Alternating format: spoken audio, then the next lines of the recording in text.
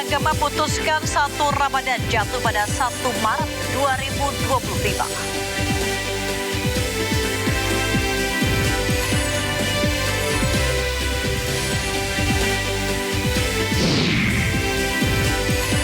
Presiden Prabowo Subianto mengumumkan akan menurunkan harga tiket pesawat dan tarif tol.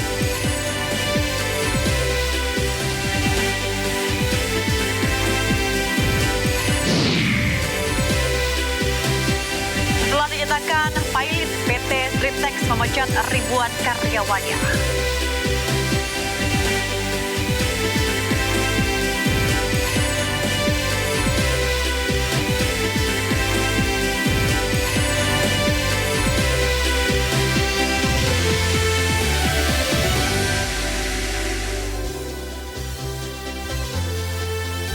Halo pemirsa, Sido Malam hadir dengan beragam informasi terkini tanah air serta mancanegara.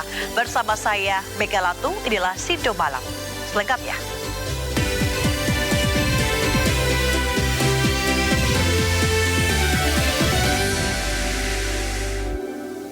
Kita awali informasi pertama, hasil sidang isbat untuk menetapkan awal Ramadan 1446 Hijriah. Kementerian Agama memutuskan 1 Ramadan akan jatuh pada 1 Maret 2025. Biasa aja. Sidang isbat untuk menentukan awal Ramadan 1446 Hijriah digelar di Auditorium HM Rasjidi Kementerian Agama Jakarta Pusat. Sebelum sidang isbat ada 3 rangkaian yang digelar, yakni pemaparan data posisi hilal berdasarkan perhitungan astronomi, verifikasi hasil Rukyatul Hilal dari berbagai titik, serta musyawarah dan pengambilan keputusan yang akan diumumkan kepada publik. Sidang yang dipimpin Menteri Agama Nasaruddin Umar ini menetapkan 1 Ramadan jatuh pada 1 Maret 2025. Assalamualaikum warahmatullahi wabarakatuh. Silakan, Pak. Karena sesuai dengan kondisi objektif hilal pada malam ini memang dari Indonesia bagian timur, tengah sampai bagian barat di ekor Pulau Jawa itu tidak dimungkinkan untuk bisa menyaksikan hilal. Ghairu imkan ru'yah. Maka itu kita terpaksa harus menunggu sampai wilayah yang paling barat di Aceh, karena hanya itu yang memenuhi persyaratan imkan ru'yah, dilihat dari sudut elongasi dan dilihat dari segi ketinggian hilal. Nah, sesuai dengan laporan tadi bahwa ketinggian hilal di seluruh Indonesia itu antara 3 derajat 5,91 menit ya, hingga 4 derajat 40,96 menit, sudut elongasi 4 derajat 47,3 menit, hingga 6 derajat 24,14 menit, ya, dan hilal terlihat sebagaimana laporan Saudara Direktur Jenderal Bimas Islam tadi, dan ternyata ditemukan hilal di provinsi paling barat di Aceh. Sudah disumpah juga oleh hakim. Dengan demikian 2 orang yang menyaksikan hilal itu ditambah dengan pengukuhan oleh hakim agama setempat, maka pada malam ini diputuskan dalam sidang bahwa 1 Ramadan ditetapkan besok insya Allah tanggal 1 Maret 2025 ya, bertepatan 1 Ramadan ya 1446 Hijriah. Sejumlah masjid di daerah istimewa Yogyakarta telah menggelar tarawih pada Jumat 28 Februari 2025. Salah satunya Masjid Joko Karian setelah siap melaksanakan sholat tarawih perdana 1446 Hijriah pada malam hari ini. Dari hasil hisab, Muhammadiyah telah menetapkan 1 Ramadan 1446 Hijriah pada hari Sabtu 1 Maret 2025. Masjid Joko Karian adalah salah satu masjid yang menggelar sholat tarawih perdana pada malam hari ini. Jemaah Muhammadiyah telah menetapkan jadwal awal puasa Ramadan 1446 Hijriah 2025 jatuh pada Sabtu 1 Maret 2025. Penetapan ini dilakukan berdasarkan hasil hisab hakiki wujudul hilal yang dipedomani tarjih dan tasdid PP Muhammadiyah.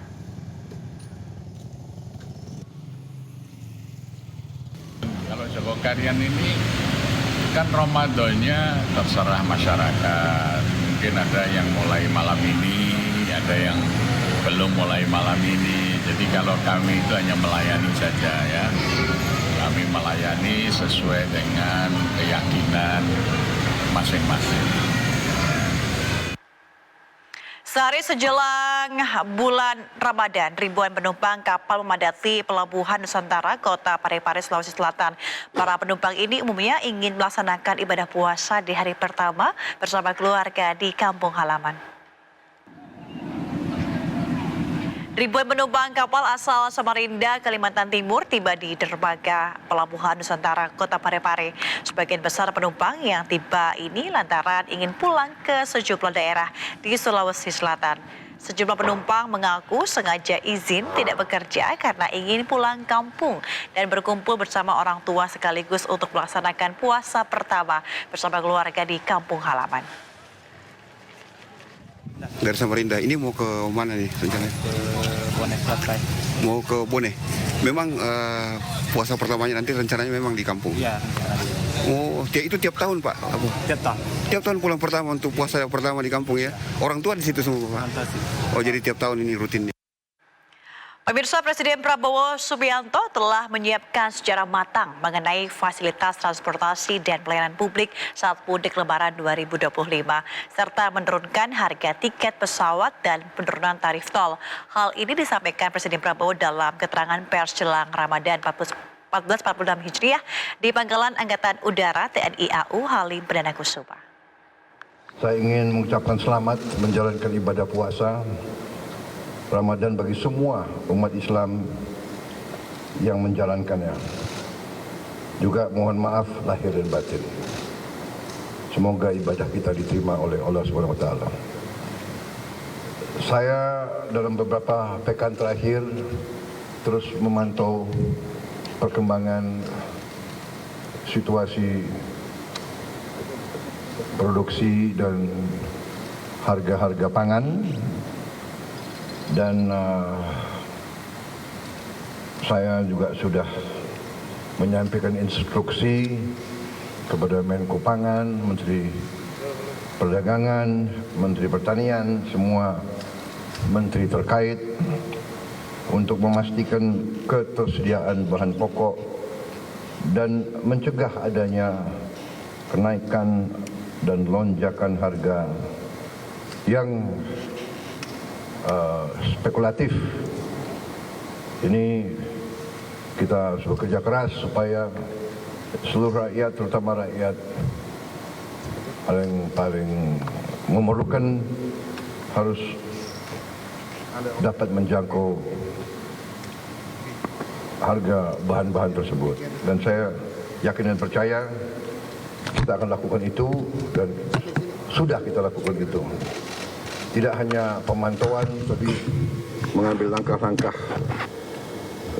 eksekutif, langkah-langkah efektif untuk menjamin tidak ada spekulan-spekulan yang memanfaatkan kesempatan Ramadan ini untuk menaikkan harga yang tidak masuk akal. Kemudian Menteri Perhubungan, Menteri BUMN, Menteri PU, dan semua menteri terkait juga terus-menerus akan memantau dan memastikan semua fasilitas transportasi dan pelayanan publik dapat berjalan lancar, aman, dan memudahkan arus mudik masyarakat. Kita juga mempersiapkan penurunan harga tiket pesawat selama 2 minggu yang akan datang, dan juga penurunan tarif jalan tol di beberapa ruas jalan utama di saat liburan Idul Fitri dan Hari Raya Nyepi, yang waktunya kali ini sangat berdekatan. Retret kepala daerah di Akademi Militer Magelang, Jawa Tengah resmi ditutup hari ini. Presiden Prabowo Subianto berencana akan kembali menggelar retret tahun depan untuk mengevaluasi kinerja kepala daerah. Setelah digelar kesepekan, retret kepala daerah di Akmil Magelang resmi ditutup. Para kepala daerah pun pergi meninggalkan lokasi retret Jumat pagi. Presiden Prabowo Subianto memberikan pengarahan di hari terakhir retret. Menurut Mendagri Tito Karnavian, Presiden Prabowo berpesan agar para kepala daerah terus mengawal asta cita pemerintah pusat selama memimpin daerahnya. Presiden Prabowo juga berencana kembali menggelar retret tahun depan untuk mengevaluasi kinerja kepala daerah. Tinggal acara tunggal penutupan aja oleh Bapak Presiden, pembekalan dari beliau. Kemudian, tapi hari ini kan ada yang berbeda dengan hari-hari sebelumnya. Ada wakil kepala daerah ya, yang totalnya kalau nggak salah 941 ya hadir. Dan nanti ada sebagian teman-teman kabinet juga hadir. Ada ketua DPR, DPD, MPR hadir. Dan ya kita dengar arahan seperti apa. Retret kepala daerah di Akademi Militer Magelang menyisakan sejumlah cerita. Momen-momen unik terjadi justru di belakang layar pembekalan kepala daerah. Teman-teman, inilah nasib kalau bapak-bapak disuruh pakai setrika uap. Inilah video Wali Kota Kupang, Christian Widodo, dan Wali Kota Palangkaraya, Fairit Naparin, yang viral di sosial media. Di mana keduanya mengunggah momen penuh canda di sela-sela retret. Alih-alih ingin merapikan baju, namun keduanya malah nampak kebingungan menggunakan setrika uap yang menjadi salah satu fasilitas di penginapan. Selanjutnya ada momen unik saat Wamendagri Bima Arya menemui Supian Suri yang sedang mengelap sepatu hitamnya di barak tempat penginapan. Seketika Supian Suri merasa kaget sambil menahan tawa. Wali Kota Depok itu langsung kagok saat ketahuan membersihkan sepatunya sendiri. Ya, di balik keseriusan agenda retret kepala daerah, terselip momen-momen santai penuh canda tawa bagi para peserta.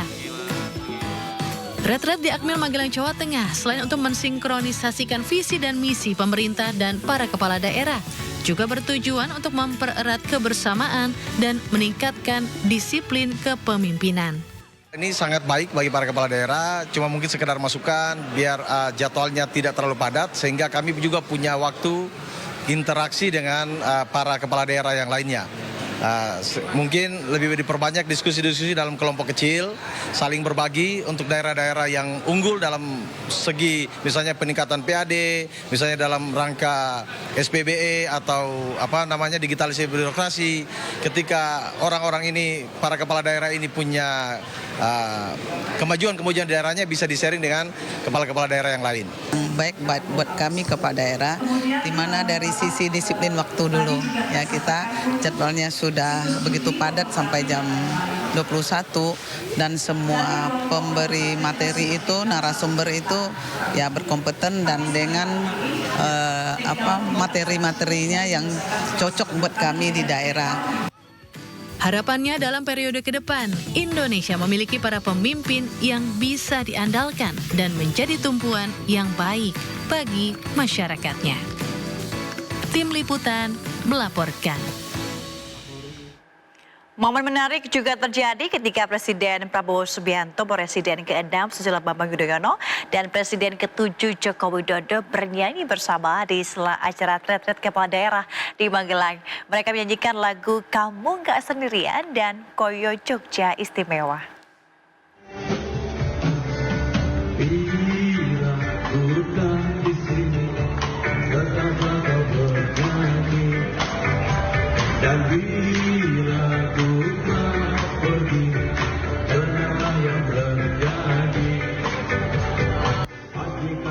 Inilah momen keakraban Presiden Prabowo Subianto, Presiden ke-6 Susilo Bambang Yudhoyono, dan Presiden ke-7 Joko Widodo di Akademi Militer Magelang.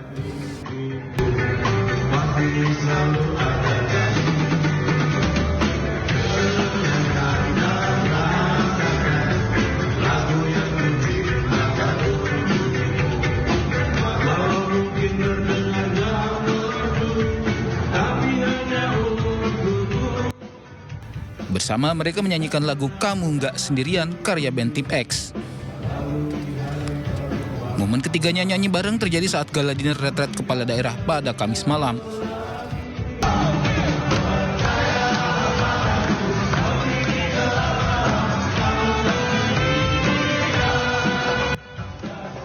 Gala dinner digelar usai upacara parade senja dan penurunan bendera.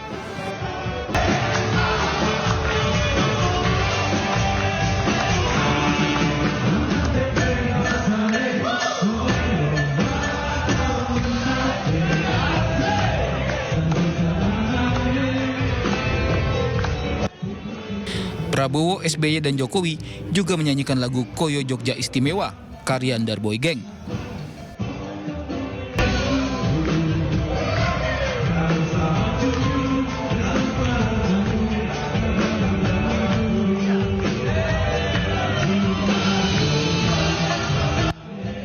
Menteri Koordinator Bidang Infrastruktur dan Pembangunan Kewilayahan Agus Harimurti Yudhoyono turut serta dalam momen tersebut.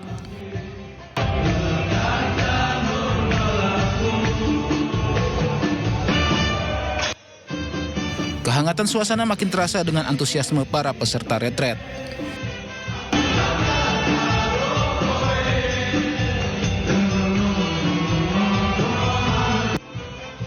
Sejumlah kepala daerah bergoyang ikuti irama lagu.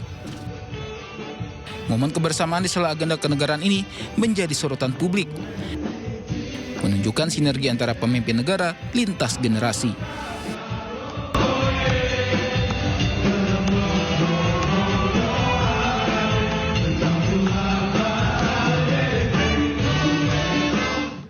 Ke informasi lainnya, Kepala Desa Gunung Menyan di Kabupaten Bogor viral di media sosial pasca menertawakan bingkisan nasi kotak yang dibagikan di acara Bupati Bogor.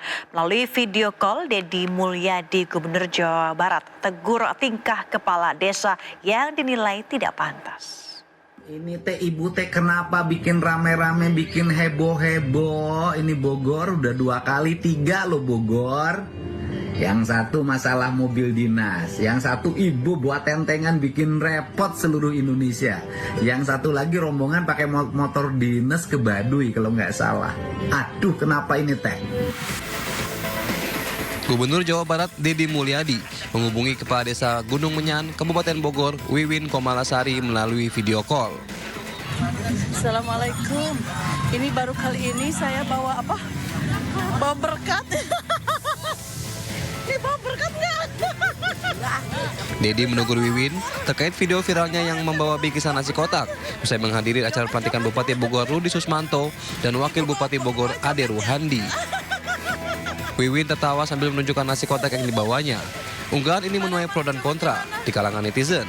Setelah viral, Kepala Desa mengaku hanya guyon dan tidak ada niat untuk melecehkan siapapun.